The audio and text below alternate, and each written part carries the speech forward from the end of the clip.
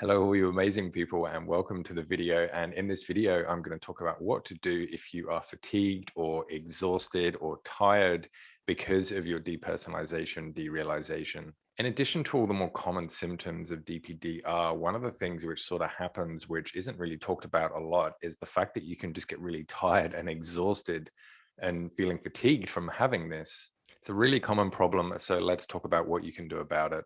Being exhausted with depersonalization, having dissociation can make you feel fatigued and exhausted. You might feel this way all the time, or it might come and go as your DPDR gets worse or better. This can become quite draining and actually hinder your progress because when we're tired, we find it hard to do anything. Some people have the wrong mindset around this in regards to I have to be strong, I have to do everything that I can. And while that is sort of true in a way, what you might forget is that if you're tired or hungry or scared or any of those type of sort of more base things, then you're not really going to be able to do anything. And this is the same with the exhaustion. When it comes to your DPDR, it's going to be a lot harder to actually get the progress that you want. Some reasons why your DPDR is making you exhausted. You're overwhelmed and don't know how to cope.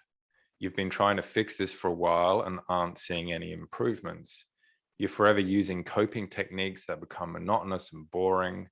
You keep longing to be back to normal and you're getting frustrated that you're not. Having to constantly self-regulate is becoming tiring.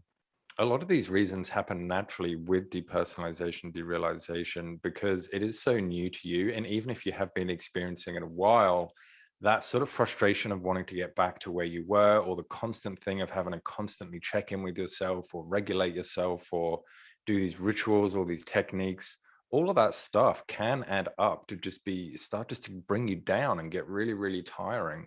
But there are some fun and scientifically proven things that you can do to help you reduce this exhaustion. Things to do to lessen the exhaustion. Any type of mental and physical relaxation techniques will help.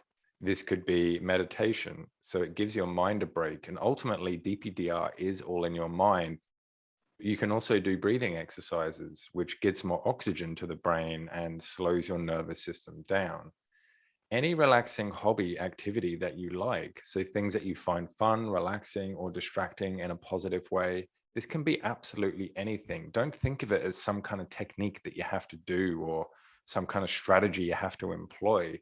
If you look at it as just, well, look, I love sailing, so I'm just going to go sailing because that relaxes me, or listen to music, or have a bath, or whatever it is. Do this type of stuff to relax you and consider doing it every day. Seeing improvement, any sense of getting back to normal will lessen the fatigue. And the reason this is because once you start to feel yourself getting back to normal, you're going to just start feeling normal. So there's not going to be that mental stress and that mental worry of what do I do and how do I get out of this? You're already going to start to know all this stuff. You're going to start to see the improvements. And this is really, really going to lighten your mood.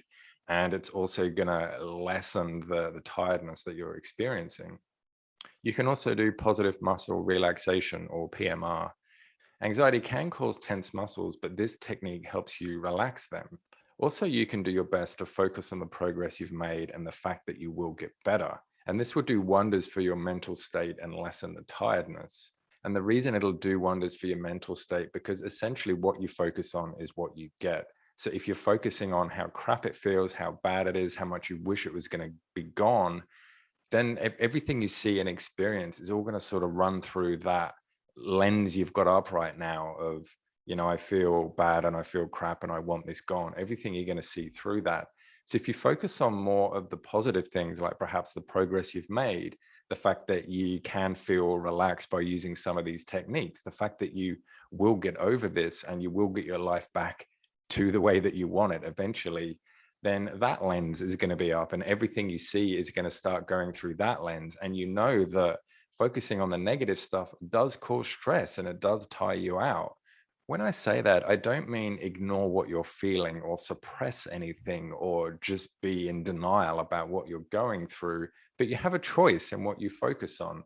As an example, if you had a day where you were struggling a little bit with DPDR, but you did manage to do some meditation and that made you feel better, out of those two things, which one are you going to choose to focus on? Are you going to get to the end of the day and go, oh, I just had a really bad day today and it sucked?